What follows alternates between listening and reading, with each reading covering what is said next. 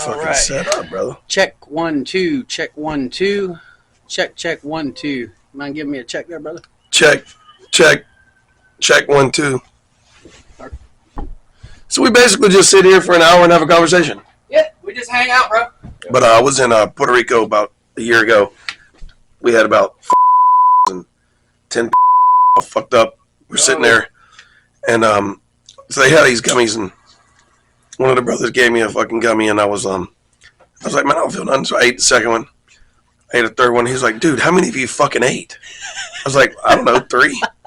He's like, you're gonna fucking die. I was like, well, how long do I got? He says, I don't know, 30 minutes. I said, well, let's take pictures. I just remember not being able to pick my head up off the table. And I was walking to the commode, and I threw up in the shower because I got motion sickness. Oh my god! Nah, it was a good time, but I just try to stay away from edibles. I really don't fuck with too much shit. Have you ever? You've seen my wife, but yeah. Yeah. So officially, she is my wife now. But how's it feel? It's newly married. A little bit weird. She has to have sex. I don't know, like every day, and it's all. Yeah, no, it's a tough life. The things I bitch about in life. No, but she's just I don't know. We've been together 15 months now. Reacquainted. Yeah. 15 or 16 months. And nice. And she's a good girl. You know, she's just she's a very sexual active person. As long as she's only sexual with me, we're good. Yeah. Everybody else dies. And I will take no hostages. There will be no witnesses. And no, but she's just loves me to death. And people say, well, like, dude, why are you with her? I was like, because she loves me to fucking death. Yeah. And, and she's got such a credible heart, and she's a fucking hottie. But she's just a good person. Well, that's honestly, I mean, at the end of the day, man, that's honestly all you can ask for is someone that's genuine. Yep. And they're genuine for and to you. Yeah. Yeah. And she's not really into like social media. She has a modeling portfolio. Natasha's her agent right now, and whatever. And so what happens is people will look at her portfolio and they'll be like, "Hey, check us out. We want you to do this. We want you to advertise for that, or can we do this and can we do that?" And so they said, "Hey, look, we've got this wedding venue. This guy spent like $3 million. He's got 100 acres. It's this incredible farm. Put a big old building in there. It's just for weddings, Yeah. And down there in Sanford. No, it's in Kittrell. Oh, okay. Kittrell, okay. Somewhere way out there in Kittrell. And this lady and man, they're very well off and very, very nice people. So they called her up and said, "Hey, can we hire you?" They were going to hire a groom as an actor, guy, whatever. They were going to hire her. Oh, we can stop at any time. No, you're good, dude. No, and free flow is. I love this. And so they said to me, she says, "Well, look. Well, meanwhile, we were getting married in Scotland on May 27th." So we had found out that you need a visa to be a natural citizen of the UK in order to perform a legal marriage in Scotland, or the UK, which stands for United Kingdom of a couple different countries combined as one. So I said, okay, no problem. So we hired a law firm out of Manchester to get me a visa, but you know what I'm a part of. Yeah. And so it's very difficult for that because it's on all my stuff. Yeah. And it was just going to take a long time. So I was like, oh, man, this sucks. I just lost $1,800, And anyway, and we're still contesting. They're going to try to give some of our money back. I think at least half, hopefully. That'd be good. 5 years from now, we'll get $900 back, But the long story of it is so while we're debating this, she's got this real wealthy lady who owns a lot of stuff. And sitting here, and Amy owns a salon. Yeah, it's a higher end salon. She does like the some wives hairs, people hairs. I mean, she upper scale. Men's cuts $85. I mean, it's crazy. I don't know how. And they never tip. I mean, they never give her $85. They always tip. Must be sick. What's that? Yeah. So she's making $1 zillion. She makes all the money, brother. But she's got a really nice studio, and she's talking to this girl, and the girl, she's just complaining like, "Oh my God, we paid all this money." And then she was like, "Well, why don't you do this? Why don't you? I'm already going to hire you to be in a wedding dress for my your website and a commercial or whatever they put together. Why don't you just legally get married the day you do it? And instead of us hiring an actor, we'll just hire Phil, and Phil will be the actor, and we'll put it on a website and da-da-da. And Amy was like, well, let me talk to Phil. I was like, babe, ain't no damn actor. I don't want to be put on no damn all over the internet. And she's like, well, it's free. So I said, all right, cool. So we did it. You and saved $20,000 with that. yeah, it's usually about $3,000 just to reserve the venue for one day. And I says, well, let's do it. Okay, cool. So when we were actually doing the photo shoot for her website and things like that, we went ahead and got legally married. Now, are we trying to keep it a secret? No, because we had to get legally married. But that's the reason I'm wearing a wedding now. But when we go, now we've got 37 people plus 8 other people flying to Scotland, spending $5,000 to $7,000 to come to my wedding. I paid, we've got about 60 grand added up right now for this wedding. I don't want to minimize that experience by telling them, hey, we got married already. You know what I'm saying? Because we're doing, Celtic knot tying, jumping to the broom, things like that. Because whole different style. Yeah, a whole different, Scottish tradition thing. So long story short, we don't want to minimize that. So if anybody asks, we tell them. I mean, we're not trying to keep it a secret, but we have to legally. What we were going to do is just go down to the courthouse a week before we go to Scotland. A lot of people do that. Yeah, a lot of people do. It's not uncommon. And I don't think you'll hurt nobody's. We've got a friend that's a country singer, very well-off country singer, which, and he had a humongous, hundreds of $1,000s wedding in Italy, and he had to do the same thing. Gotcha. Because you legally can't get married there unless you're a citizen of those places, and so it's a little bit of drama. But I rented a castle. Hell yeah, dude! Yeah, it's crazy.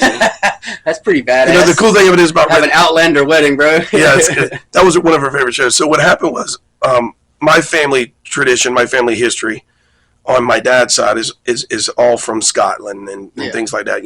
Years ago and everything. So I went there. You find out your ancestry, whatever, and you go there and you start finding things. You're like, oh. So I went over there.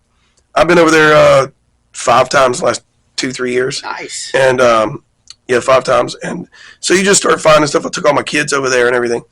And the cool thing of it is you just find out about where you come from and things like that. So anyways, long story short, I take Amy over there. I was like, hey, baby, you want to go? And she's like, yeah, sure. So we go over there, and she doesn't know I got a big old diamond in my pocket. Oh, you sneaky bastard. Yeah. And I remember her saying one time, she's like, well, I do not know if I ever got married again, I don't know if I want just a white diamond or anything like that. I was like, what would you like? And she's like, well, my style is more or less like, I don't know, like a black diamond. I was like, black diamond, okay. I could see that with the tattoos. Yeah, I just think dollar bills. So, I'm down in Tampa at the International Mall and next to like Prada and Louis Vuitton and Rolex, and so I'm down there and there's this place called Heisberg Jewelers or something like that. So I go in there and I was like, hey, do y'all sell black diamonds? Because I went into K Jewelers and they're like, no. We sell little baby black diamond earrings. I mean, I was like, I want like a diamond engagement ring, not something that you have to like put a glass in front of, Yeah. You want to be noticed. Yeah, because I mean, she's a noticeable person, and I want something on her hand where people are like, oh yeah, she's married. Yeah, you know what I'm saying. Yeah, it fits kind of what her. Yeah, she's flashy, bougie, and anyway, so I go there and they're like, oh yeah. So they hand me this laptop. They're like, dude, we can make you a custom ring. So they hand me this laptop, and I'm looking at the laptop, and an iPad. And I'm looking at this iPad. He said, you can custom make it. No, I had a budget of like $5,000. Mm-hmm. I'm like, man, I left there like $13,000 later. And that was just that was just for the engagement ring. But the cool thing of it is I got to design it, Yeah. I just sold a house, so I had a little extra change, and things like that. But I well, it's more unique. You didn't buy it off the shelf. So she has got a 5.2 carat black diamond ring and 1.5 carats in white diamonds around it, totaling almost 7 carats on her engagement ring. And then you put a tracking device in her in case she throws it. And then so for her wedding band, I got her another 2.5 carats. So I think she's like over 9 carats, but it's a really beautiful ring. And and she loves it. But it's more her style, black and white diamonds, you know. Nice. And I'll show you a picture of it in just a little bit. But yeah, she loves it. So we went over there, and I got this ring, and I had to custom order it. Obviously, it took a month to get here. So I get over there, and we're outside this castle, and I say to her, "Hey, baby," I get on one knee right there in the garden and say, "Hey, look, we are everything together. We are an awesome team. Why don't we just do this forever? Will you marry me?" She's like, "Yes." I was like, "What?" She said, "Yes." She had to say it 3 times before I actually knew. He's like, "I wasn't expecting it that easy." I was expecting it's like, "Are you crazy?" Something like that. But long story short, so we were sitting there talking, hugging each other, whatever. And I said, "Man, wouldn't it be cool to get married in a castle?" Yeah. And she's like, "Oh yeah, that'd be a dream. Oh my God!" And when she said something like that would be a dream, it just kind of locked in. You were like, "All right." So I said, "Hey, baby, I got to go use the bathroom." She was going to use the bathroom, getting her soda or something. I went over there and I said, "Can you rent this place? It's a castle. Yeah. In Sterling. I mean, Yeah. There's an old word in Sterling. I'm sure a lot of people have heard it. It's called, 'He who controls Sterling controls Scotland.' Now, Robert the Bruce, this is where he lived. Yeah. And Mary, Queen of Scots, this is where she gave birth to her first son, who ended up controlling. It was the first king to control all of UK. So it's a very historic site, and they're like, "Well, I think you can." And then once they told me, it was like, "Yeah, you can rent it for one day for about $10,000." I'm like, "Okay, I don't know if that's going to happen, And so, long story short, I started thinking about it. I said, "Screw it." I called him up and says, "We're going to rent the damn castle." You know what I'm saying? So we rented it. Nice. And now it's going to be a cool little thing. I got bagpipes, people being there. I got fuck yeah, dude. Caterers coming in, cakes coming in. Awesome. You guys want to do any of those like traditional games or anything, like where you toss shit, big heavy rocks and shit? No, we won't be doing that. My baby might break a nail. Yeah, she'll have to lay her Louis Vuitton purse down to throw a rock. She'll stab somebody. That's for oh sure. Shit.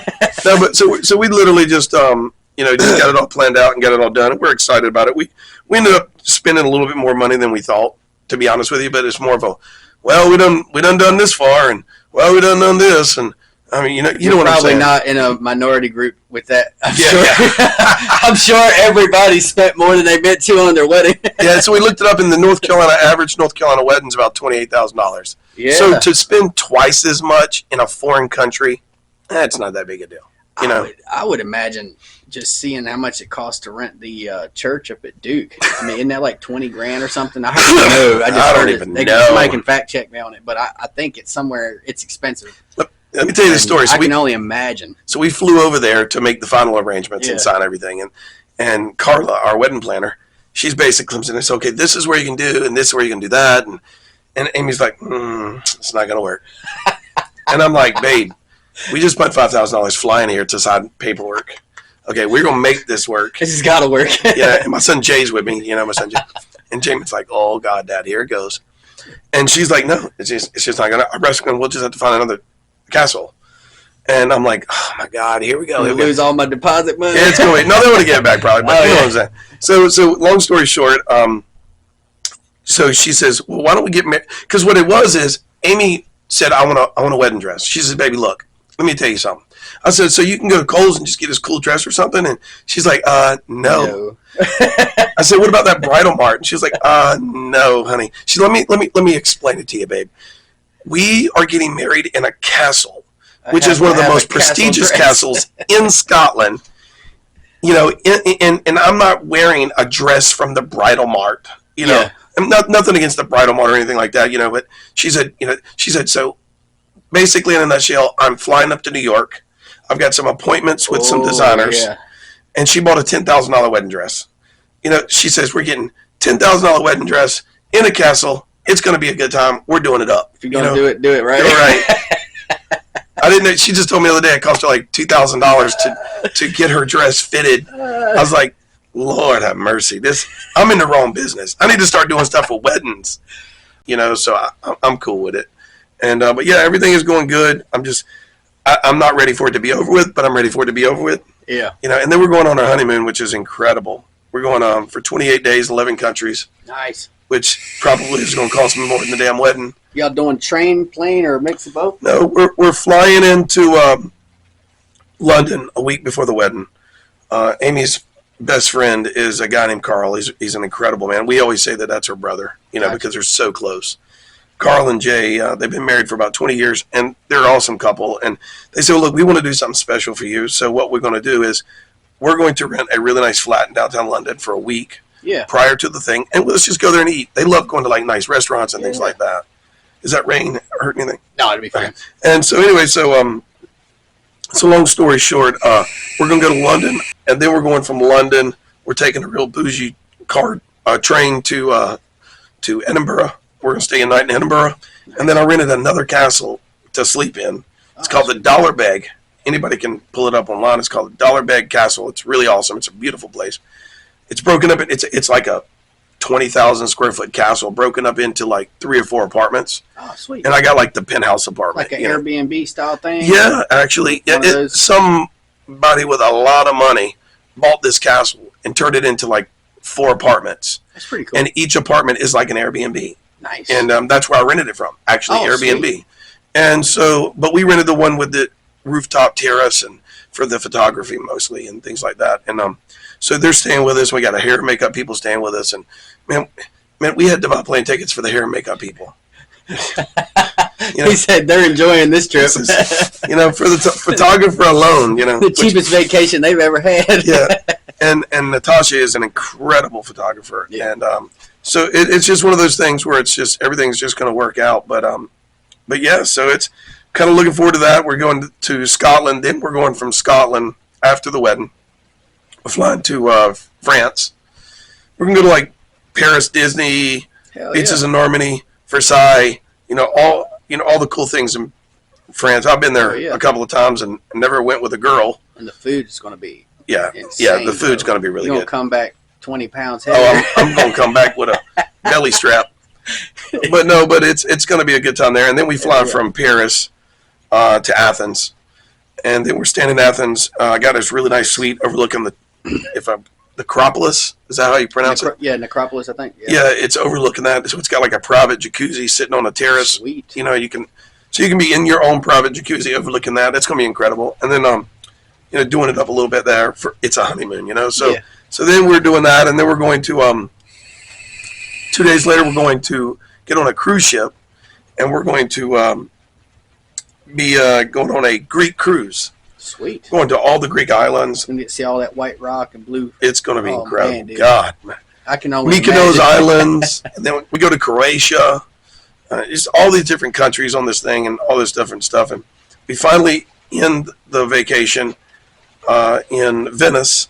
Okay. And the boat goes to Venice, and then we go 5 days in Rome, and she wants to go to the Vatican and Colosseum. It's really cool. The cool thing about the Vatican is when I went there, I took my kids there and everything. But when I went there, they have this glass, low-lighted area. There's actual sand that supposedly has like Jesus's blood on it or something. Really? And, it's just stuff that you won't see. Like a piece of the wood from his cross is in there. Supposedly. I mean, we don't know. I wasn't there.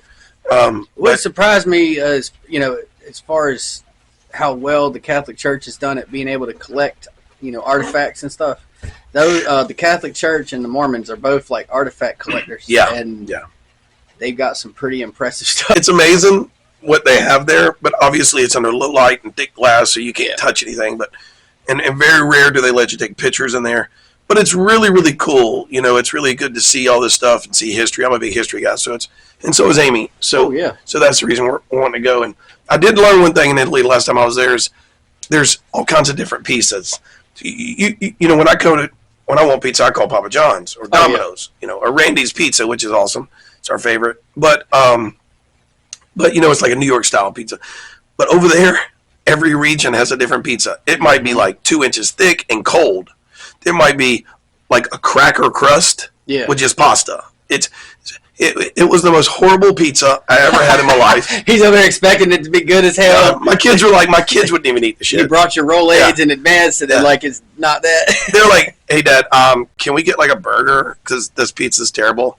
I'm like, it's pizza in Italy. It's supposed to be the best. Eat it.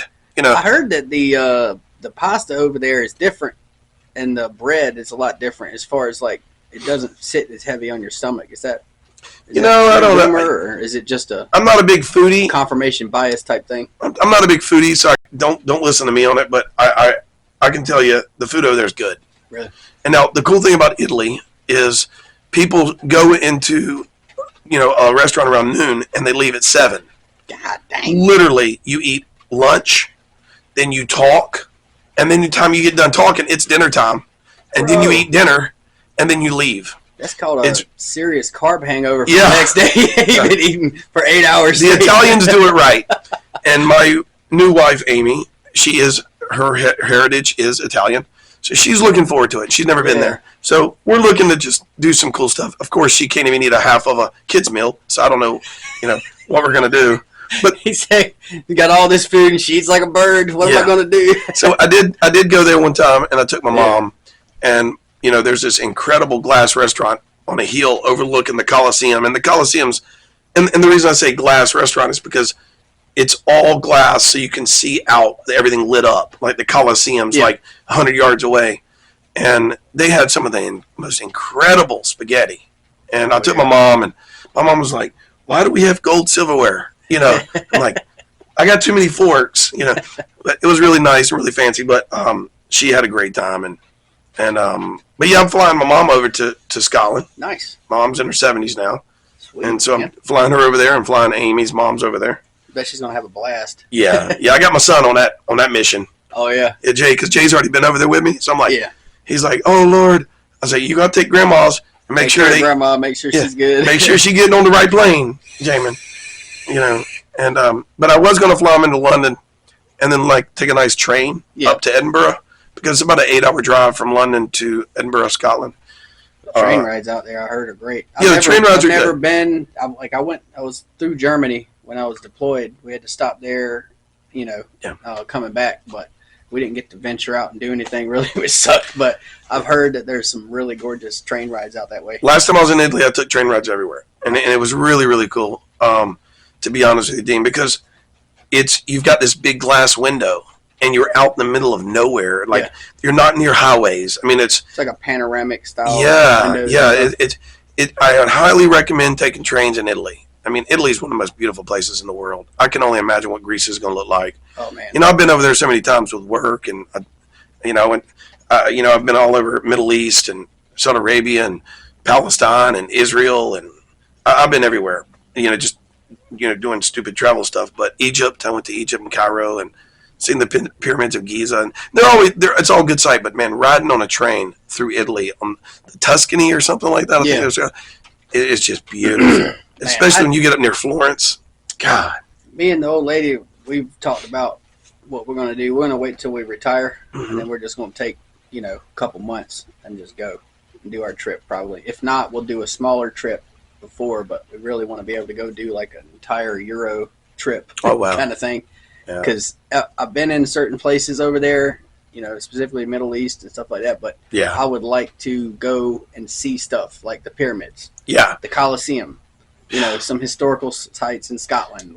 There's several places I would love to go see, just so I can say I saw it myself. Yeah, what I did, I started taking a picture while I was over there, and I'd take my left hand and I'd touch whatever item it was, like the Wailing Wall in Jerusalem. I'm not Jewish.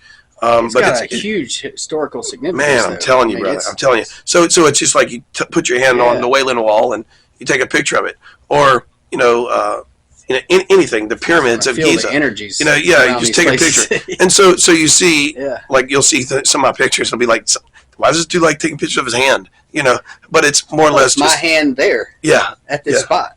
It's nothing like. I remember when I was in the pyramids of Giza, and I was kind of tired that day, and all the tour, I'd got on a tour that day because you go under the pyramids and all this cool stuff. Yeah. And, I said, what, I'm just tired. I don't want to walk no more. It's 8,000 degrees out here. And they, out of their culture, you wear things, shrouds, and I think it's, whatever they're called. And we go up there, and I climb up about 8 feet, 10 feet. And they're like, "Oh, no, you can." I said, So I just climb up there anyway. I said, "Come get me." So I climb up there, and I just put my earbuds on, and I'm just jamming out to Jason Aldean. And then this little thought comes to my mind, and it was like, do you realize you were in the middle of Cairo, Egypt. Climb 10 to 12 feet up on the pyramids of Giza, and you're listening to them, Jason Aldean. I was like, this is one of the oldest and probably one of the most significant historical sites on the planet. I know. And I'm here right now. It's crazy. You know, it's like I sailed down the Nile River, you know, and it was just, you know, I got baptized in the Jordan River. That was a really fun time. I'm sure the water, you know, is all jacked up now after they did me, but no. He's like, why is there like a black spot? It's growing. Evil came out. So, you know, but it's one of those cool things. You know, you're there, you might as well do it. You know. Yeah, dude. And you find out little things during it. You know, like you know, little things. You like when I was in Palestine, I wanted to go to Bethlehem. So the cool thing about Palestine is it's a country inside of a country. You know, Palestine is a little country. It looks like a donut. If you can imagine, like a donut. Like Israel is the donut, and the little hole of the donut is Palestine. It's the craziest thing in the world to have a country in a country. You know what I'm saying? Oh yeah, I follow that whole geopolitical thing over there. It's, you know, crazy. It's very, very crazy. So I go in there, and it's just sights that you just don't normally see, and it's just very, very bad. And checking out the Gaza Strip, and it's just really, really different. And but all of that, you go into Bethlehem, and so I said, well, I'm here. I got to buy something from Bethlehem. Yeah. Well, why not buy a nativity scene? So I bought a olive wood nativity scene from Bethlehem, and it sits at my house every Christmas. And I'm thinking, you don't get no more nativity scene than that. That's the original, the original from the spot nativity scene. It's a nativity from Bethlehem. And I had to carry that thing the whole rest of the trip. It sucked. He probably got its own bag. Yeah. No, but it's cool. You know, you do little fun stuff like that, and it just makes you realize, like your trip, you were saying, going out there and you know, doing little things so you could say you see it. Yeah, I just want that, and I want to feel the energies, man. There's got to be a different energy to certain places, just because of like the unknown amount of things that probably happened there. Yeah, it's just, I mean, I'm fascinated by that. When you think about how many wars and how much blood is in the ground around those sites. God, it's just incredible. Especially the pyramids, man. Like, just thinking about, we don't know how they were made. No, we don't. As far as we know, aliens built them. And we may be right about that, to be honest with you. Right about that. I'm not bullshitting. We may have built them for the aliens. Yeah. Which is, you know, also. And then the aliens got mad and killed everybody. I mean, you know. Exactly. I mean, I've seen Predator, man. They were on top of the pyramid slaying, you know. It's no telling. But I do know one thing that people really don't realize is the whole third of the top of the pyramids of Giza, or you know, the main pyramid, if so to speak, if you want to look at it, it was covered in solid gold. So a lot of people don't realize that. But so if you imagine the pyramid of Giza, which basically it's a grandpa, a dad, and a grandson, and they have everybody try to outdo everybody, you know. And the youngest grandson built the biggest one because he lived longer, and he could build it longer, and he could put more people to do stuff. You know, that's what they say. Yeah. You know, with the aliens' help. I don't know. And it's so cool that it's so like in line with like stars and symmetrical, perfect, with no computers or anything like that. It's just really strange. But the entire third of the roof was all gold. You know, I mean, it's been stolen and stuff over the years. It's amazing to me knowing that the rock that they have there, you know, you can't carbon date it, right? Right. So you no clue to know, but they know that the kind of rock they have there, some of it's from thousands of miles away. Oh, yeah. In the mountains. Yeah. Ain't that crazy? And the fact that each one of those rocks are like multiple tons, right? Which means with the technology they had back then, it would have been literally impossible. No matter how many pictures you have of slaves, you know, pulling rock, like that would be impossible. Thousands of miles. It's got to be one rock. Yeah, so it's got to be a caricature of something that someone imagined later on. I mean, it can't be, because there's no way that 20 men can pull a 10-ton rock on 1,000 miles on rough logs. Yeah, 1,000 miles. One of the craziest things when I was over there, I was on the Sphinx, and so I'm standing there at the Sphinx. You can walk up to it; they have these little railings, and you're like, you know, and you see the Sphinx here, and you got the pyramids right there. They're called the pyramids of Giza, and you do all this.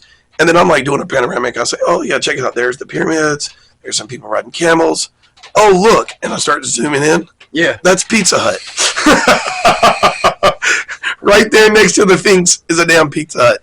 So it's just modern times. It's just so crazy. But yeah, it was good times doing all kinds of fun stuff like that. That's kind of like my hobby, just travel and have you seen that show on Netflix called Ancient Apocalypse? I've seen a couple of little snippets of it. Yes, bro, watch that shit. It is. I need to watch something like that. It changed my whole perspective on everything as far as like the origins of the planet and evolution and everything. I've actually got it saved on my thing, and every time I try to watch it, when I'm in it, I just get tired. I just doze off. So that's why I say a couple of minutes here and there. But I really need to look into something. I've been trying to find something new. I'm going to start it. Great. And do you do much reading? No. Audiobooks? I love audiobooks. I mean, I just bought a Nostradamus book, and I've read the first chapter.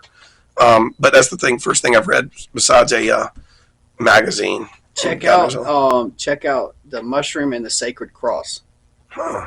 And it's a book that was written a long time ago, right, by this guy who worked on the Dead Sea Scrolls, deciphering them. I've been to the place where they found them. And he was a minister or some kind of religious scholar or something. He was a believer, basically. And then he eventually got to the point where he came up with like a whole alternative history of how Christianity came to be how it is today. But it's basically what the premise of the book is that Christianity started from a mushroom cult, a psychedelic mushroom cult, and fertility rituals. It is fascinating. It's fascinating. So it'd definitely be an interesting read. It's something that, like, if you like to let your mind sort of go into some wild places with the possibilities, it's wild. It's a wild book. I got it on audio, and I don't have time to sit and read for very long, right? So I do use my time at work in between jobs. Oh, okay. Books, podcasts. Yeah, I got this new book. It's Nostradamus. Yeah. Man, he predicted so much stuff that happened. I mean, a lot of things didn't, but down to details. There's some wild shit. God. I mean, he's predicting, like, I'm reading this thing right now, a chapter where he's predicting that the end of the monarchy in the UK and how Charles is going to become this, and then he's going to give it up for respect to his son. And we shall see. Make a little extra money to just be able to do fun, cool stuff that, So it's always good to work and make money, but it's always good to, like my uncle told me one time, he says, Phil, you're never going to make money or be very financially well off working for somebody else. You have to own your own company, and you make the time and you make the rules. It's all about getting control of your time. It's one thing you can't buy. People buy can time with your decisions. Yeah, basically. Yeah. You can purchase a flashy car, flashy house. I mean, whatever people are into, jewelry, whatever. I'm just not that type of flashy guy anymore, but I like making my wife happy, and my wife likes shiny things, so I buy her those things, but I really could give care less, to be honest with you. But one thing money does give you by hard work, which gives you money, and owning your own company, it gives you options. Yep. And with owning your own business, it's one of those things where it's just like, I can do what I want when I want to do it, as long as I can afford to do it. Yep. And the number one thing is just don't live above your means. Is that what it's called? Oh yeah. And I don't try to keep up with the Joneses. I do what I want to do when I want to do it, as long as I can afford it. Yeah. And traveling's a good thing, But if I gotta be honest, I started my company in 1999, and if I didn't have the people working for me, such as my family members and especially my son, my right hand man, Phil Jr. If I didn't have them working for me, I wouldn't be able to do any of this. I just shut the company down while I go travel. Obviously, that would be what I've done in the past. But let's, if you don't mind, let's go into that a little bit, because you obviously do have a successful company. That at this point you've surrounded yourself with the right people to be able to go do things that you want to do. Right? Which is, like you said, you were able to say, well, let's rent the castle in Scotland and take about this much time, and for a fact that your company is going to be fine while you're gone. Yep. So that obviously didn't just happen. No. There's a lot of decisions that you had to make along the way, and getting to that point, I'm sure, was a journey. Yeah. To say the least. Starting at the beginning, like where was your head at in the beginning as far as your company goes? I know you had probably a lot of other things, with your family and your other social activities and your hobbies. But as far as your business, what was your mindset with your business as far as being able to keep it steadily growing while you had all those other distractions and obligations? Yeah. What was something? It's all about effort. You're going to get out of life what you put into it. And if you don't give 100%, well, you're not going to get 100%. If you give 10%, you're going to get back 10%. It's the way it is with anything in life, but the same thing with the business. I started my company in 1999. I'm 47 years old. So started it 23 years ago. December 7th, I started it. The day of Pearl Harbor. Mm-hmm. If you remember that date, that's the way I remember December 7th, 1941. Yeah. And but long story short, I had a couple of people working for me at the time who helped me start it. And long story short, I just decided that I wanted to be in control. I was working for a company called Mobile Glass at the time in the late 90s. Mm-hmm. And ultimately what it was is I was traveling to Europe and helping run stores here, and I was a trainer, and I was on their time, on their dime, and they paid very well, very good people, incredible place to work for. They have a huge place in Copenhagen, Denmark right now, still to this day. Fred is the owner. He's an incredible man, very smart man. But long story short, I just got tired of being told what to do. So I said, you know what? I want my control of my time. So I said, well, let's start a business. Well, that's all I ever known. My uncle owned a glass company called Sparrow's Glass, which everybody has either worked for me or him at some point in the last 30 years. But long story short, when I got out of school, there was three things. You can either go to college, you can go to military, yep, or you work for the family business. There is no other option. I mean, or that's just what you do, Yeah. So, of course, like my brother went to the Marine Corps, and I went for the family business. Yep. And my sister, she went in the professional field, with college and, whatever. So all I've ever known my entire life since I was literally, I put in my first door glass and I think I was 11. I did my first windshield in 1991. I was, 16 maybe? Yeah, because I graduated in 93. So I was like 16. I did it by myself. It was a Chevy S10. Gotcha. And so and I was like, man, this is, yeah, it probably took me 17 hours to do it. Now I can do it in 12 minutes, But, so I started getting into it. That's all I ever known. So I said, well, this is all I know. I know how to do three things really, really well. Yeah. And, and one of them was putting in glass. So I said, well, that's what I'm going to do. So I started my company. I had a little bit of money saved up, and I just tried to do everything, and I just put 100% into building, basically like people do now. Like anybody that starts anything, they try to brand themselves. So I tried to brand myself, and that's literally how I got started. Then 9/11 hit shortly after, and I had, at the time I had 18, 20 employees, had 5 to 8 trucks, 2 guys to a truck, had office personnel. 9/11 hit, the world stopped. Yeah. If you can make it through 9/11 and not go bankrupt. 2008 was another probably big one for you. Yeah. I would imagine. Yeah, there's a lot of different things I went through. And then here recently, the coronavirus, Yeah. So, we had offices everywhere, and we had to shut them down because nobody could come there, and I was still paying leasing, everywhere, all over the, I've got 7 stores in 3 states now. Yeah. And it's just a little bit of headache. But going back to the answer to your question is, you've got to put in what you want out. If you don't put 100% in, well, you're not going to get it. It's just not. And you cannot, your success is based on your attitude. Your success is based on your drive force to be successful. Yeah. If you do not put the effort in, you will not get a return. That's just the way it is. Garbage in, garbage out, good in, good out. That's right, man. And, I remember one time my ex-wife, we were in Chicago. This is one of the cool things I can tell you, being to a situation where you could change not only your life but your children's lives and your family's life. It's a little bit. So it's like a Tuesday morning. Yeah. And I'm taking the kids to school. I have now a 28-year-old who is my right-hand man, Phil Jr., and I can't thank him enough.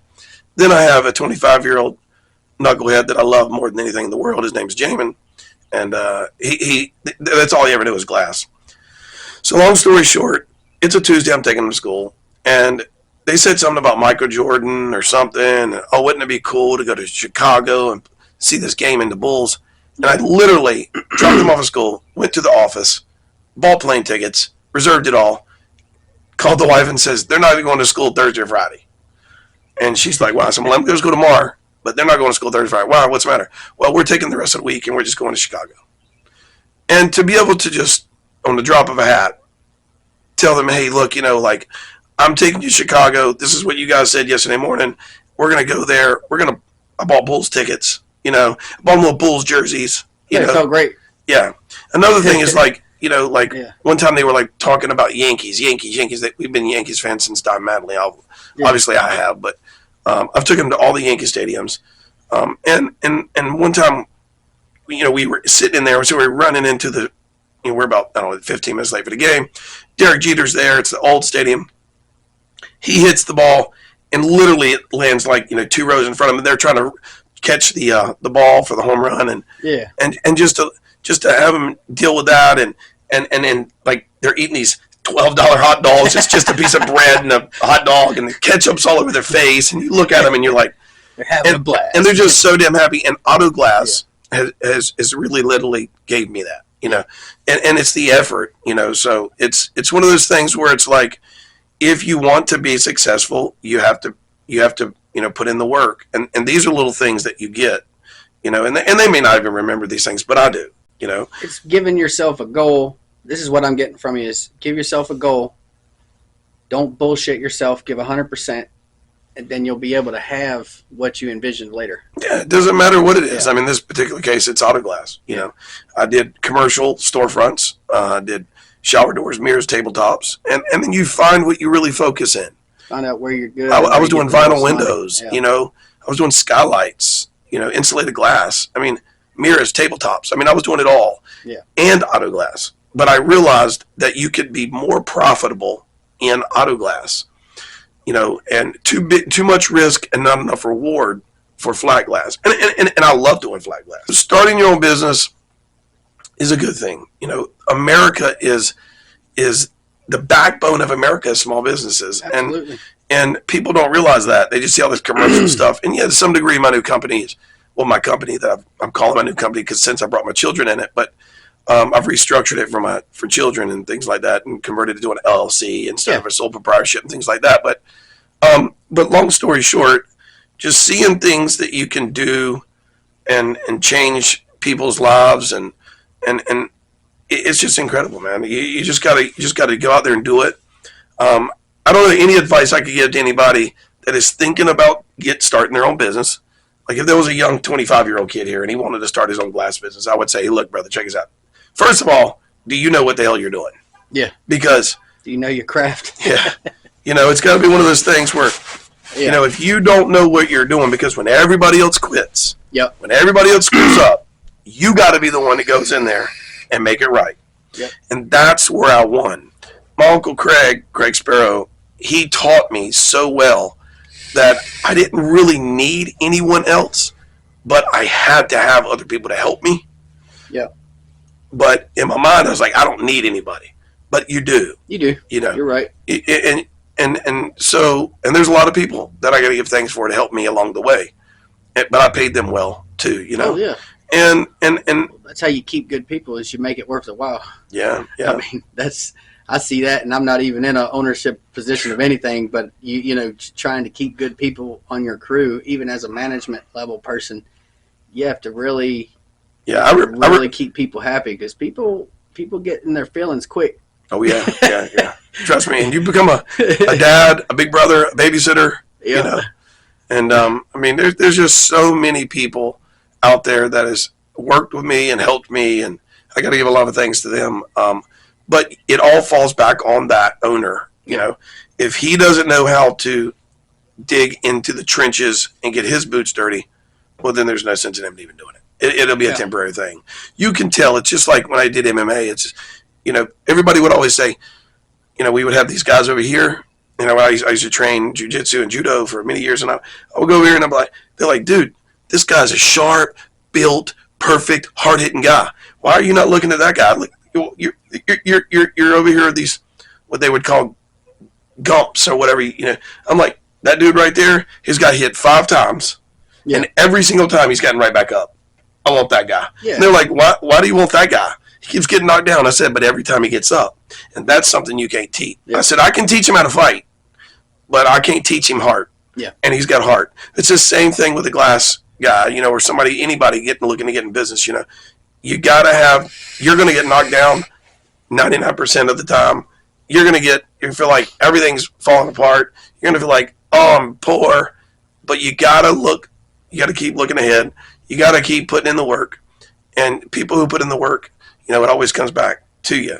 It will. It's just like karma. It's good things. So that's what I would tell them. I was like, look, man, make sure that you're ready to put in the work, because it's going to be tough, What is it? 85% of all small businesses fail within the first 36 months. Oh yeah, I think it is. It's a large margin of businesses. People the first 5 years they don't make it. People think they can get in, and they said, "Oh, I got to actually work," and then it falls to the wayside, or they sell it, or something like that, But yeah, I just been digging in the trenches for so long, and now I'm starting to see a little bit of the reaping the rewards by passing it off to my children and things like that. And it does feel good to know, like, my son gets paid very well. Mm-hmm. He's able to keep his new his wife and the mother of his new child home, mm-hmm. and he takes care of her very well. They live in a nice home and things.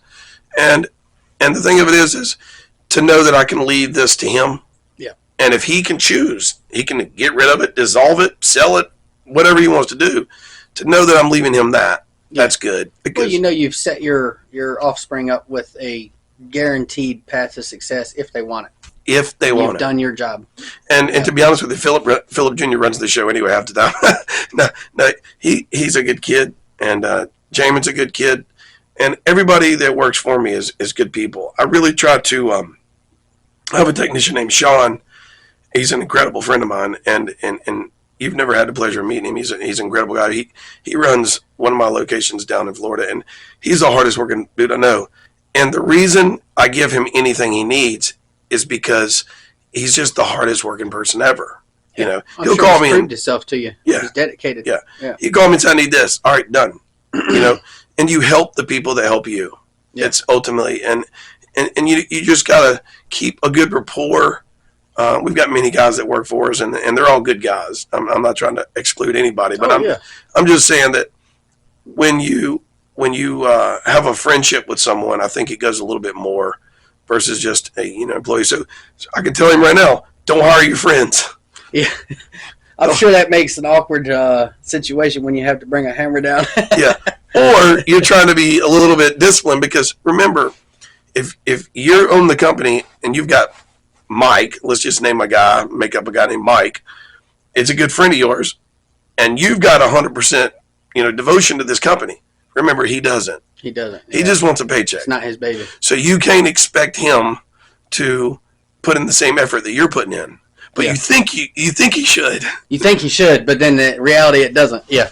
Now that's a big issue with people, and that's one of the things I'm having to learn whenever I try to develop people on the team that I'm on now. Yeah. Is people have different levels of effort and different levels of motivation and different skill levels too. Yeah. So it's like putting together a jigsaw puzzle, and on a company-wide level, I bet that's a whole.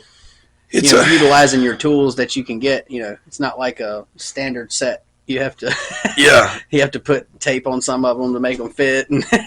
Yeah, you glass. I mean, Thanks to you, by the way. Yeah, you taught me how to do glass. What's crazy is sometimes I'm good now, actually. Yeah, I'm actually good now. Like Cage or something. You taught me right, and I'm hard-headed, so it took me a few years, but I'm good now. Yeah, it's so crazy. I'll go up to the Glass Depot and I'm sitting there, and they're like, "Oh, Phil, what's up?" And they were like, Man, I'm like, I remember his face, but I can't remember his name, and because I've been hit in the head too many times, and then I've actually had 11 documented concussions. You're my glass daddy. Yeah. Are you my so I can't remember shit anyway, but they'll come up to me and they'll be like, hey Phil, man, thanks to you, man, I did this, and I'm like, that's awesome.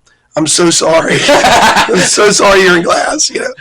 I told my ex-wife and my kids, I was like, you're never doing glass ever. I wouldn't even let them do anything. I'm like, no, and both of them, are in glass. But it's one of those things where it's just like, there's a good way to make money in glass. Yeah. You just have to work hard. Obviously, it's a saturated field. It is. Everybody and their uncle has a truck. Yeah, and it's a saturated field. The thing I've noticed amongst the glass companies in the area I work in, right? The one I work for, which I'll leave unnamed, but all the companies that are successful, they have two different ways to success: quality and advertisement. Yeah, because they're able to stand out above everyone, and they keep the customers coming back. Because that's the biggest problem I see in glass is quality and customer service. Yeah, and those two things are sorely lacking. So the successful especially companies just seem to float up to the top after a while. You got to remember, I started this 23 years ago when there was no such thing as mobile auto glass installations. Yeah. Tools weren't even made to be mobile. Everything was in shop. Inverters for $5,000. Yeah. Like TVs. And then as I was getting into it, mobile and came available, and tools were big, heavy tools that required a lot of stuff. And long story of it is the whole technique of doing it, because there wasn't so many independent glass installers. It was like glass companies. Yeah. And the glass companies had technicians. Now there's 50 million companies because they're all LLCs or one-man shows, and they're making good money, and they're contracting from this or that or this or that, and that's a good living. But that's all you're ever going to do is just be a contractor. I did it for a year after you trained me. I didn't know what the fuck I was doing, and I still made enough money to pay my bills. Yeah, it's a good way to make money. Just off of Craigslist. Just think about it like this. Yeah. You do 5 jobs a day. Yeah. You profit $100 per job. You're profiting $500 a day. That's 5 days a week. That's $2,500. That's $10,000 profit a month. That's $120,000 a year profit. You can pay all of your stuff out of that for the most part. Yeah. Especially if you're a single guy. So a one-man show can make $120,000 a year. Yeah. That's basically the technique I went with the last 5 to 7 years. I took that concept and I developed it almost like Ray Kroc situation. I just started duplicating my efforts. One thing I've realized is I would rather have 1% of 100 versus 100% of one. Mm-hmm. When you have 100% of one, everything relies on that one person. But if you have 100 people and you're only taking 1%, it's a constant cash flow. Diversifying your income streams, basically. Absolutely. Yeah. So with that being said, I just took that situation that we were just referring to, that one-man show, and I started duplicating it. Yeah. Duplicating it all over the East Coast until it got enough profitability where I could open an office or a shop. And then I stick them in that shop and in that area, and then that's basically what you do. Yeah. It's duplicating your efforts over and over again. You paid well, too. What's that? You paid well. When I did contracting for you, you paid well compared to everyone else that was contracting local guys. Well, my thought process on that, thank you for that. My process on that is there's an idea behind it. It's just like when I hire somebody. If I hire somebody, I'm going to sit there and say, oh, how much you think they're going to, how much, let's just make up some silly numbers here. Let's just say he says, well, yeah, how much you would like to make per hour? And he'll say something, well, I'm really looking to get about $18 an hour, because that's what so-and-so is paying me, and I like that. And like, you know what? I'm going to pay you $20 an hour. Mm-hmm. And he's like, oh, really? Like, yeah, because I want you to prove to me that you're, worth $20 an hour. Motivation. Gives you a reason to show up to work. If you pay someone less than what they think they should be making, they're not going to like it. If you pay them what they think they should be making, they're going to come and they're going to be just normal workforce. If you pay them more than what you think and they think they should be making, now they're trying to prove something to you. And I bet it makes it easier to let go of them if they don't meet expectations, because you're like, I paid you more than you wanted. Yeah. And you're not giving me what I expected. Is that sort of Yeah, basically it's a good way to say it. But as far as contractors, the reason I try to pay a little tiny more than what normally is because it's all about profiting. Yeah. If I'm making money, I don't have a problem paying you. You know, if you've got 3 different people you can contract from, and I want you to be primarily my contractor, I want you to wake up at 7:30 in the morning and say, "Hey, Phil, got any work for me?" Your company, yeah. Any work for me, Phil? Not like, "Hey, can you do this job, Dean?" "Oh yeah, I mean, I can throw it in there. I got 7 already. I'll try to get to it." So you get priority because they know that you're paying a little more. And I'm going to be a closer proximity. They don't have to go out way out and bumfucked to do it. And then it's like easy, quick, fast, good money. Yeah. And they're going to keep you as a priority. And that's just kind of what I'm working with now. But yeah, we've got a lot of contractors that work for us. We've got employees. We've got shops in Orlando and Tampa and Charleston and, Raleigh, Durham. We had just opened a new shop in Hillsborough. Nice. Yeah, really near. You've been working out of Hillsborough for a while. Yeah, remember we were in Mebane. Yeah. And then we were in Hillsborough. We have, but remember everything got shut down for COVID. Everybody had to go to their houses. Obviously, a lot of realignment, I'm sure. Yeah, and now we've got a real nice facility there. We do calibrations. Nice. Okay. And got all new desks and furniture, and it's just really professional and really nice. And I just bought a new machine. We're going to start doing window tinting. I just bought a 53-inch plotter. They call a plotter instead of a printer. And what you do is you have rolls of tint, and it literally, you type in your VIN number. Yep. And it pulls up the screen of what window you want, and it click, and it prints the tint already shaped to the window. Those are so fucking cool, bro. Yeah, I just bought all that. I was looking up different machines and like CNC machines and decal cutting machines and fabric cutting machines, embroidery machines. I'm just like looking at all kinds of different stuff. And one of those came up for window tinting. I was like, that is dope as hell. Because now it makes every tent job you do that much faster. It's that much precise. Better. Yeah. It's precise. You just slide that sucker in, roll it around, and then pull it off. And you're done. It's a good thing. Yeah. So we're kind of excited to get into that. And just to add some diversity.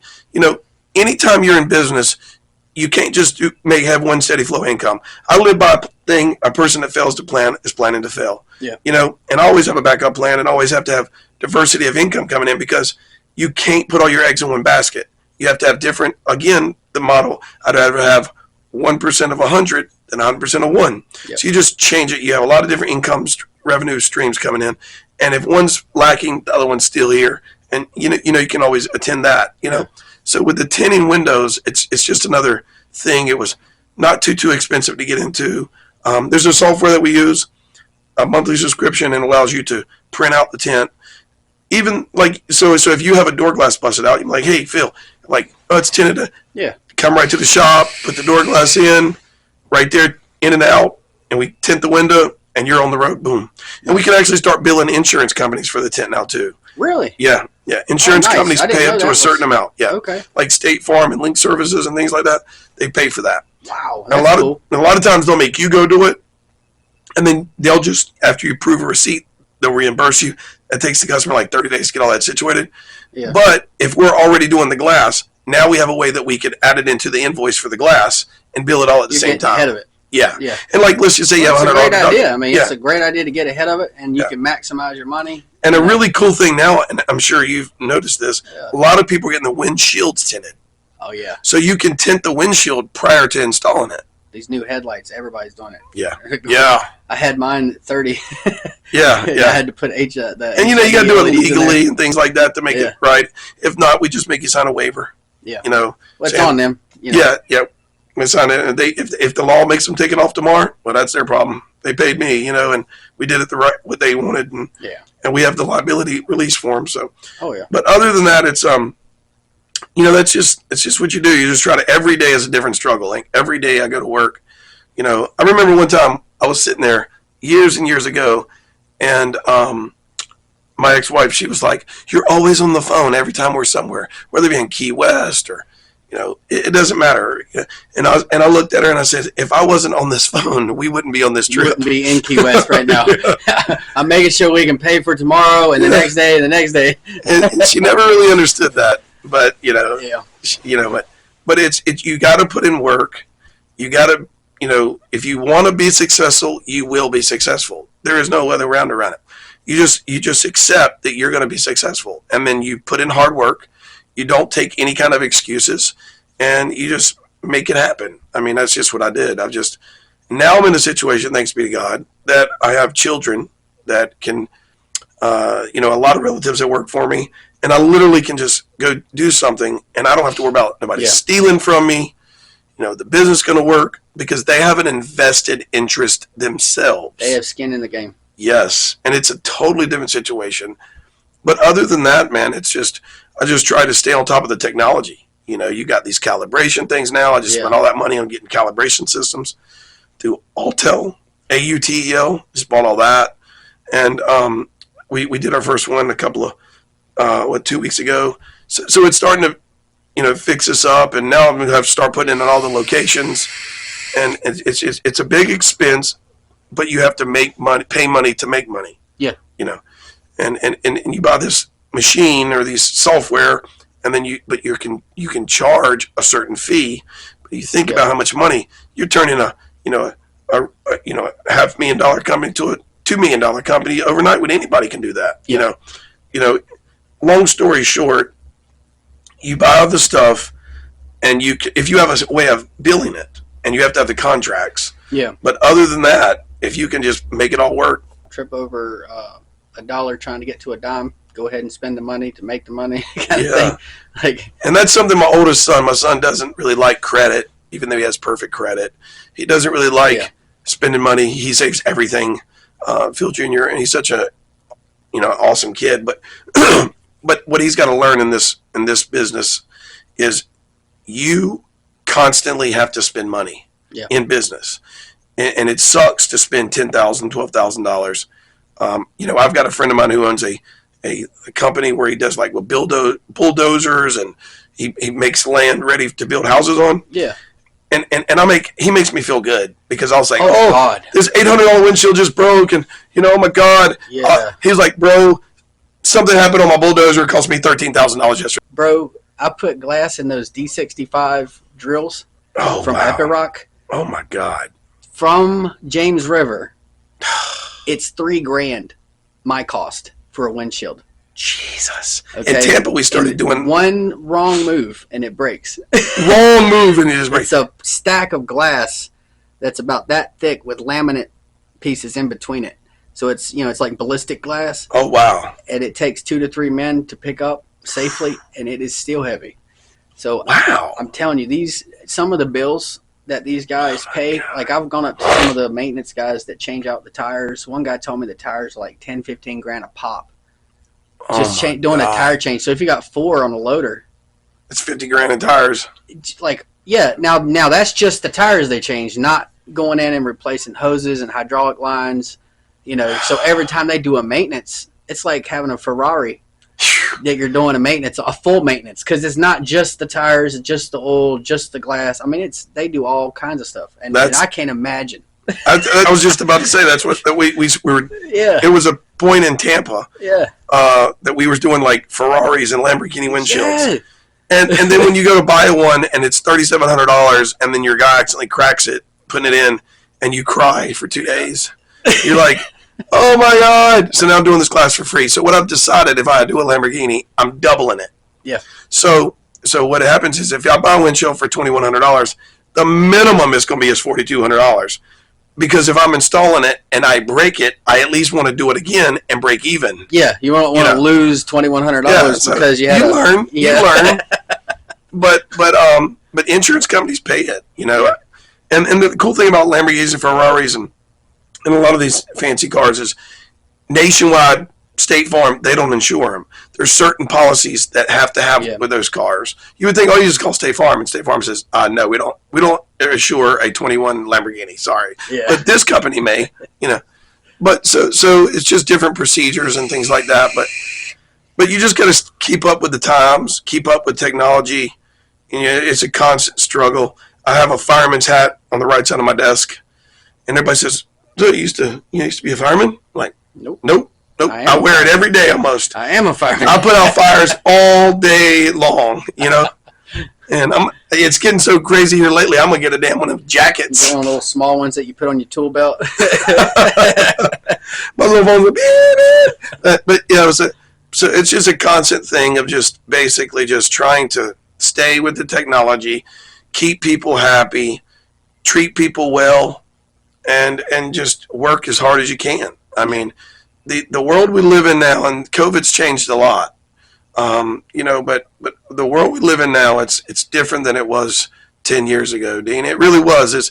I remember when you just had to show up to work, put an ad in the dang yellow pages, and people called you, yep, and you did the work. Now it's so much different things. It's very difficult.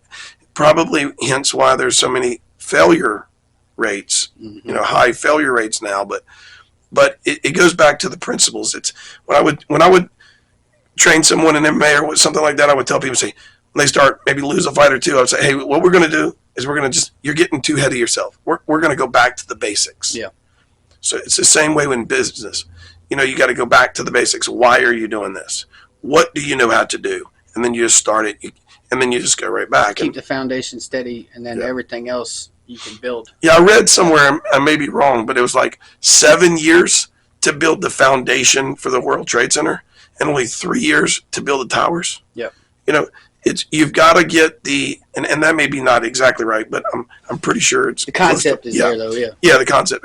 And long story short, you've got to put the work in, and then watch your things grow. And that's just what it is. If you're not willing to put the work in, it's never going to grow. Yeah. And that's ultimately what it is. I mean, I'm truly blessed to just wake up and have somebody call me and say they want a piece of glass, But, you have to advertise on so many things now. I mean, I remember when it got slow, you could put an ad on Craigslist. Yeah. Now I don't even know if Craigslist is still there. I think it is, man. I put a vehicle I had on there a while back, and I don't know how relevant it is because we only got a couple of hits back, whereas used to you put it on there and you'd sell a car in 30 minutes. Oh yeah. So I don't know how it is now, but it still exists. Yeah. They've gotten rid of a lot of those old pages because all these apps are out now. Yeah, yeah. A funny story about my two kids. You'll like the story. So dealing with Craigslist. So they were being teenagers. When one's 17, one's 19, they're brothers who just get on each other's nerves. So somebody did something wrong. So they started getting at each other. So my son Jay took my older son Phil and wrapped his entire truck with like $50 of saran wrap. So literally he couldn't even get in his truck one morning and going to school. And then so Philip Jr. I'm gonna get even. So he called up Craigslist. And he literally, maybe I've gotten who did who wrong, but literally one of my boys, they put an ad, they took his car and put it on Craigslist. It was like $1,500. I need it gone today. I'm shipping out for the military. Oh. And put his phone number and his email address. It was friggin' hilarious. His phone was blowing up. Emails blowing up. Can I come get it today? Can I come get it today? I'll buy. And it's a $10,000 car. He's selling $1,500. Something like that. Oh my God. Yeah. That was the last Craigslist experience that I had. But dealing with that, but that's something I can see them doing too. Yeah, they're knuckleheads, boy. I tell you, the two boys, they love each other to death. They two brothers love each other to death. But as far as who you have to advertise nowadays, you have to advertise with next door. Yeah, you got to advertise with Google and Yahoo, and it's just so many people that you have to. I don't even know how much I pay anymore. I'm pretty sure it works. Well. I'm a big Google person. Yeah. So they're massive in the advertising space. Yeah, we pay a big amount to Google. Today's April the 1st. So obviously, we're going to be paying something because it's every first of the month. And when they give you this, they give you a spreadsheet. It's basically like, okay, here's your rates. Here's how many calls. I love it because here's how many people clicked on you. Here's how many impressions. They got the analytics. Oh man, it's down to a science, bro. And I didn't realize until I started the podcast and started uploading videos, and then the amount of analytics you get for free. Wow. I figured you'd have to pay for it, right? Yeah. Yeah. But YouTube, specifically Rumble, like those two places, I mean, when you post a video, they tell you when people click off of your video. They tell you when they leave. tell you, like how many clicks you get, but how long they stayed, where they left at, did they come back to the video later? Like, that's incredible. And it lets you know, like, okay, so this is the part of the video that never really hits, or this section. Say you do a podcast and like the wild and wonderful section you do, like that when people drop off. Well, just trim or take that out, and then if you see people staying after that, then you did the right thing. Also, it helps you curtail your content, critique it a little bit, which in turn helps you, but also in the end helps YouTube and Google, right? Because they're making more money because more eyeballs are on your videos, right? So the analytics, I guess, it just pays for itself in their mind, so that's why they give it to you. But it's incredible. Yeah, it's Google's a good thing. You can fine tune everything. I mean, some of the stuff is creepy, right? If you go on one side of the conversation, but on the side of like a business owner, it's definitely. And it's good to know. I can say that it's definitely got all the tools for free that you need to fine tune your. I just like looking at it because it's like now we have this thing where you can actually call through the thing, like, and it costs money. I think a little bit money, but every time you get an impression, every time somebody clicks on your website, every time somebody clicks on, now they can just call right from their phone. Yeah. Like they just call, and it costs money, but it's calling your office directly. Yeah. And they got, this is how many calls you had, this is how many people clicked on your website, and it's really cool. We've got this software now that allows you to, so you go to Google, you click on the website, then you can go into the website and get an estimate right online, and it comes right to us, and we're able to go into the computer, give an estimate, and it goes right to their email. So that's really cool. My brother that I brought on, he actually worked for Piggly Wiggly for about 14, 15 years. Wow. And now he does glass. Oh, wow. Poor guy. I brought him right in he loves it. Yeah. Loves it. I got so many people that just are like, thank you for showing me how to do glass. And I just look at them and I'm like, I'm so sorry. Because it's like an addiction. It's an addiction. I can't feel half my fingers now because I've cut all the nerves and stuff. Yeah. But I got like a nasty Jesus scar right here where I opened myself up. Oh, that's awesome. A 990 one day. It's up there trimming, and I'm tied off, got all my gear on and stuff. But I was up there trimming the bottom seal urethane off, and my foot slipped because of some axle grease. And when it slipped, the razor slipped out of the groove it was on, and I had my hand up here holding on, and it went like this, and I was like, that's going to be bad, because I immediately felt like fire from the cut point all the way down to my fingertips. Wow. And it ended up nicking the tendon. I could sit here and move my fingers, and like Star Wars, that scene where Luke Skywalker's moving his fingers with the new mechanical wrist, and he's looking at the little tendon. Exactly what it looked like, but meat. Oh, that's gross. Yeah, I've had my fair share of cuts and wounds, and it's a glass guy thing, I think. I can't feel my hands. I'll tell you this funny story. So one time we were working on this piece of glass. This was years ago. My brother was working for me at the time, and so we're sitting there, and I'm holding the ladder for him and everything, and the glass slides off the suction cup, and I'm thinking, as a business owner, catch the glass. Don't ever catch a falling piece of glass. Never. Especially a annealed piece of glass. Yeah. No, that is wrong. But I'm thinking, $500 piece of glass, took 3 weeks to get it. Catch. So I go to catch it, and it just tears me all to pieces. I have stitches everywhere. And I look down to my arm, and there's a piece of glass literally coming in right here and coming out here. I'm like, I'm like, so the first thing I do is grab it, and I pull it out. Oh, no. Don't ever do that. See, because it's going completely through one. It's like 3 inches sticking out. So I'm pulling it. If you had anything serious in there, it would have squirted out. Well, the thing of it is I'm the one that did all the damage. It was just a little bit of blood. That's all it was. I can still move my fingers. Okay. I pull the glass out. I cut all 5 of my tendons. Oh, Jesus. Cut my main artery. I'm like, my hand falls like right here. This big knot goes here. Yeah. And then, so we're yelling, we're on was it state campus? And so we're yelling like, hey, we need somebody help. So I'm tying it off and trying to tie a tourniquet around. The cops get there. The ambulance take me away into surgery. They arrest him. Or they detain him. Oh, my God. About to arrest him, thinking he stabbed me. And I'm like, where's my brother? We're about to go in surgery. Finally, he comes in there where the policeman says, "Is this your brother?" I'm like, "Yes." And he wants a statement. I'm like, "Dude, I'm going into surgery." He was helping. He was like, "Oh, I thought y'all got into a battle and he stabbed you." I should have said, "Yes, he did." That'd have been the worst. No, all the time you're in surgery, he's in holding. Yeah, he's in holding. Son of a bitch. Yeah, he still messes with me about that. They put him in the police car and everything, handcuffed. It was really crazy until they could, find out what the deal is. But yeah, I went in. So that's just one glass thing.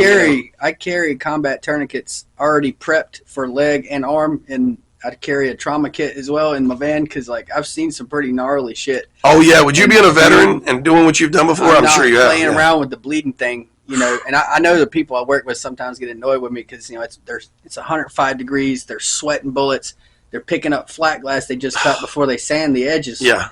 And I'm like, hey man, call me over before you move the glass because you're gonna slip and it's gonna cut you right here. That was one guy he's newer, less than 5 years of experience at this time, and he picked up a piece of flat glass with sharp edges, all but one, and he had it right against his arms, and he was carrying it like what this. What in the hell? Oh, and I yelled. I was like, bro, without stop. being seamed or anything? Huh? Without being seamed edges? The edges were still razors. Oh, my Jesus. And I'm like, bro, and, it's 105 degrees. You're probably not thinking clearly. You're, working in the direct sunlight. You're trying to move quick so the glass doesn't get too hot because then it'll crack, stuff like that. I get it, but all I was seeing in my head was like, well, your military stuff, arms going down this and blood squirting out. You're already planning. Okay, well, when he does this to itself, we're going to do a tournament there. Yeah, I'm already planning.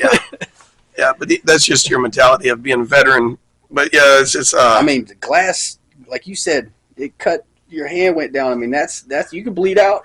Well, they told me, they says, why did you take it out? I'm like, it was sticking all the way through my arm. And it looked like a cross when I lifted my arm up, And I was like, so I just wanted it out. He's like, never take anything out because we could have surgically took it out and not had hardly any damage. Yeah, I had 3 surgeries for that situation, but I've been cut so many times. I mean, you can see I got scars everywhere. Oh, yeah. I mean, I'm just... Well, yeah. Oh, yeah. Your hands... Yeah, I remember when I was younger, like in my early 30s, and I was like trying to count my scars. I listened to this song. It was like chicks dig scars. I was like, ooh, I'm gonna see how many scars I have, And then come to find out, I lost count. But yeah, it's glass is a good thing. It really is. It's a good business to be in, but you've got to know how to do it. Yep. And there's accidents just like anything. Mechanics. I mean, I hear terrible things about mechanics, and it changes every year too. Tree company guys. Oh my God. The thing about glass is that you have to keep up with the ages. Yeah. Technology changes. Now we're in this big safety council thing. I'm safety certified because like Teslas and windshields, the bigger the windshields get, the more safety comes into play. Oh, yeah.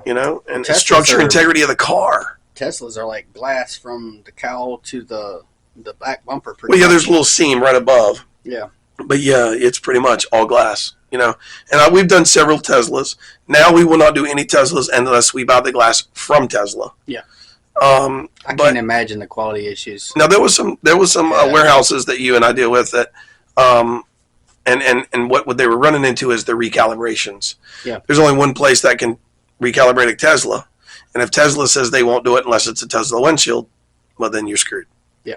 Yeah. So I can't tell you how many windshields we put in.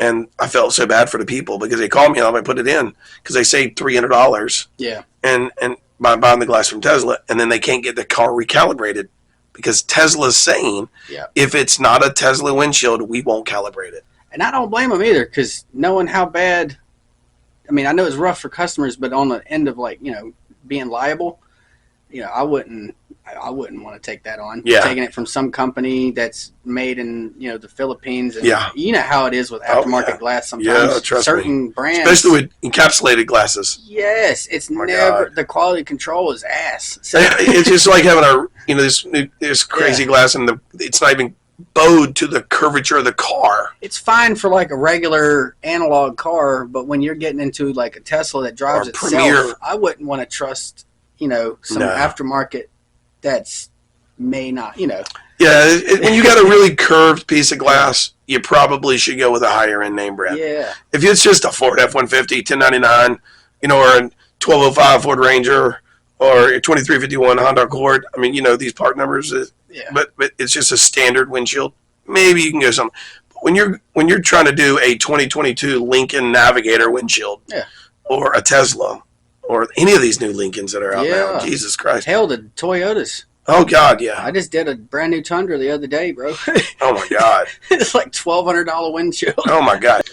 Well, man, I really appreciate you coming out. It's awesome. It sounds great, brother. You got the right guy, because I talk a lot, and this is a good thing. I mean, I checked out your stuff. You got a great guy, and plus you're an awesome guy.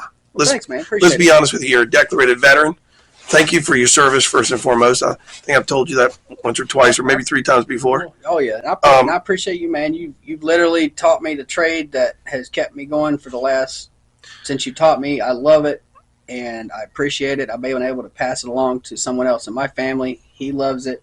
Now he's feeding his kids with it. I meit's a process that once it got started, it's a positive thing. So I appreciate it. Yeah, I appreciate that. That's no problem. It's just like my uncle told me. He says, it's something I think out of the Bible or something. Is you can feed a man a fish, and he'll starve the next day. You teach him how to fish, and he'll never starve. Yeah. So it's kind of like auto glass. I can teach you how to do glass, and once you've learned it, you can't unlearn it. No, it's there. Yeah, it's a trade. It's there. People call me all the time saying, "Phil, are you teaching?" I'm like, "No." I had this one guy. The guy I was referring to earlier in the podcast, Sean. The reason he's such a good friend is because he wanted to do auto glass for so long, and I said, "Look, brother, you're just gonna have to ride with me for 3 months, and you're not gonna be able to make anything. I mean, being a helper in a truck doesn't pay well, but you're learning now." I'm paying him a couple $1,000s a week, and I do not exaggerate that number. And the thing of it is he went from making $16 an hour to making over $2,000 a week, and he provides a lot better financial situation for his family. Yeah, and he thanks me all the time, and I'm like, dude, you're the dude working it. I just taught you how to do it. Yeah, and I've taught people that didn't do anything with it. Yep, I'm sure. They shit it right out the toilet, and I've set them up with great paying jobs with other companies after they learned, and they just don't do nothing with it. But then I teach other people, and they take off. It's amazing how one person can teach one person. It depends on how much you want it. Like you said earlier, is how much do you want it? Yeah. Go get it. It's there. Effort in, effort out. So you get what you put in. Yeah. You really do. And I appreciate you having me on here, man. This is a great time. Plus, it's always good to see you. Yeah, thanks. I get to see you here and there at the glass spot. Yeah. In passing, but it's actually good to get down and sit down with you and pick your brain and sort of, this get you to cranium, which is it's so corrupt right in there. Anything positive that comes out is great, But you have a successful business, and that was, like I said, I'm doing like a little series, so I'm gonna bring in other guys. You've been doing this a long time. I'm gonna bring in some guys that just started. Oh, that's good. That's what I'm planning on doing anyway. And kind of merging and kind of like a three or four guys, unrelated to each other, but each in different businesses, and then find out what what's the main vein that goes through everybody that made them successful, basically. Yeah, well, this is all I ever know. This is all I've ever done. 47 years old. I've been doing this full time since I was 17 years old, so 30 years. Yeah. And this is all I know. Full time 30 years, but I've been doing it pretty much my whole life because I grew up in the business. Unfortunately, you get on my uncle's nerves or riding around in glass trucks when I was 10, 12 years old. But no, this is all I ever known, and anything I can teach other people to give them more options in life, financial options or whatever, it's great. And obviously you're doing well, and everybody's doing good, and you just really can't ask for them that more. But thank you for having me, brother. Yeah, for sure. Appreciate it. Appreciate you, man. Thanks so much.